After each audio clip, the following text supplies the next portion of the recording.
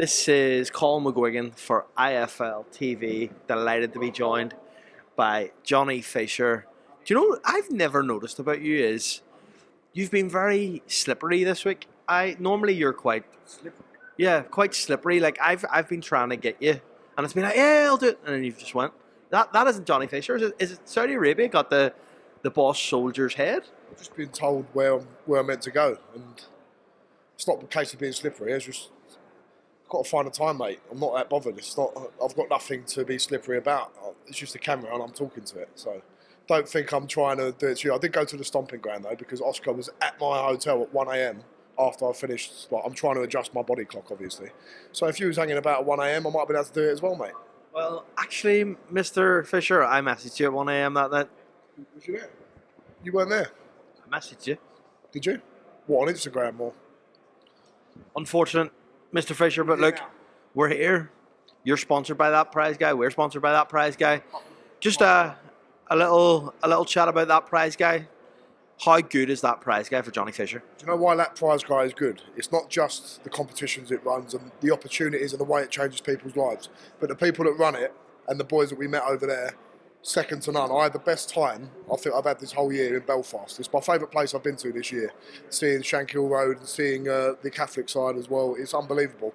And Paddy the Dagger, he showed us around and gave us a tour. Unbelievable bloke. I had a great time there. So being over in Belfast, being with the prize guys, seeing how they're helping people and changing people's lives for these competitions, unbelievable. Johnny, look, you're in the biggest fight of your career, the biggest fight of your life. This is almost like your world title moment right now at this point of your career. How important is this for Johnny Fisher to make a statement?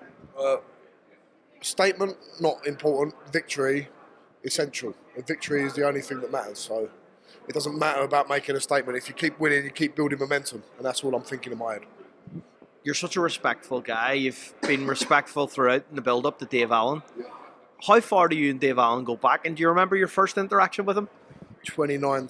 Before that, maybe. I probably started messaging him in 2018. I was watching him on the telly when he was on Sky and just watching him like doing a little, the little background pieces and the backstage pieces. Sky would do, like they go to his hotel room and show him, and he'd moan about having a university. He used to travel with a uni bag, so people thought he was cleverer than what he was, and just things like that. I'm a fan of Dave Allen, but unfortunately, this Saturday is my enemy, and that means that I'm going to be trying to take him out. Have you shared a lot of rounds together before? So we sparred twice in 2019, and that's the extent of it. And yeah, it was good. It was tough. It was hard. He got the better of it, but by no means was I down and out and quitting or dropped on the floor. I was just getting hit with a lot of shots, basically, but I just kept coming forward. So it was an experience that it was a bit of a baptism of fire into the boxing world, you know. I spoke to a lot of people about this fight. I've spoke to Eddie Hearn about this fight. Eddie said something to me. He said that he believes you're underrated. I think, in my opinion, you started off and people thought, because of the background and everything else, kind of thought, oh, like, this guy's good, he's got a big following. But now you've actually shown you can actually do it, Johnny. We're here in Saudi Arabia. Turki Al-Sheikh has put you on this card. Are these the type of cards that you want to stay on, you want to stay around? And also, the Bosch Army coming in here as well. This is a massive opportunity for them. Well, I want to be underrated, Colin. I don't want that pressure on me. I never have that pressure on me anyway, because I know where I come from. And all of this is a bonus, mate. All of this, being on this card. I've said it often to Sonny and Mark in this camp. How the bloody hell we got here? Like, it's just unbelievable. And it's an honour and a privilege to be on this card. Obviously, I love fighting in front of my home crowd in England. But I want to fight all over the world. Yes, I want to fight in Saudi Arabia. It's the biggest stage. But it doesn't mean I don't want to go and fight in Vegas again, or go to Australia, or fight in Ireland, or Cardiff, or anywhere, mate. Anywhere in the world, I can fight anywhere because I've got such great fans, and I want to build my support all over the globe. Before we move on to the main event, can you look down this camera with a message to Dave Allen and give us a prediction of how this ends on Saturday night? David, nice to see you again. We're going to exchange blows in a gentlemanly manner. You're a rhinoceros, I'm a bull, I'm a bovine animal. And yeah, we're going to trade blows with grace and elegance, with a little bit of bash in there as well. That actually was special.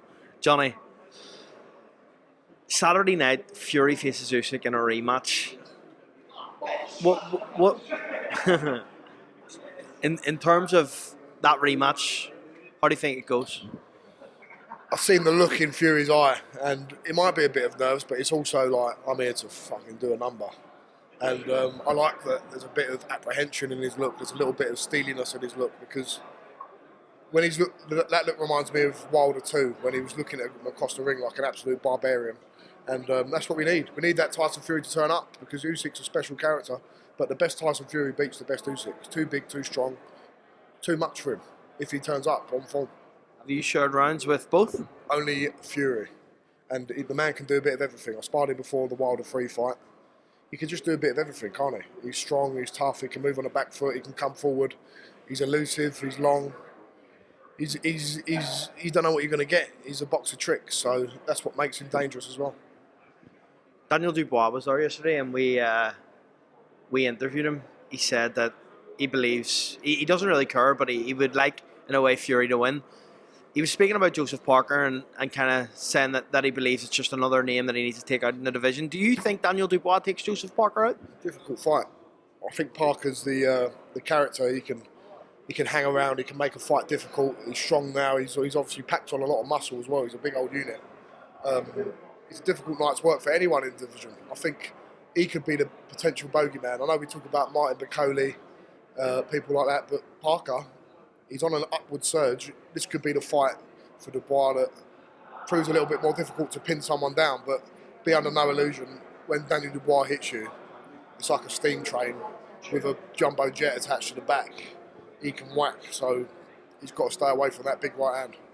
Donny, I want to ask about an interaction you had with Turkey Al-Sheikh. I believe it was on Monday or Tuesday. That interaction was hilarious, because you're here for a massive fight and he's asking you about your dad. Is that a recurring theme for you? Of course it is. My dad's an international DJ. He's like David Guetta, but just fatter.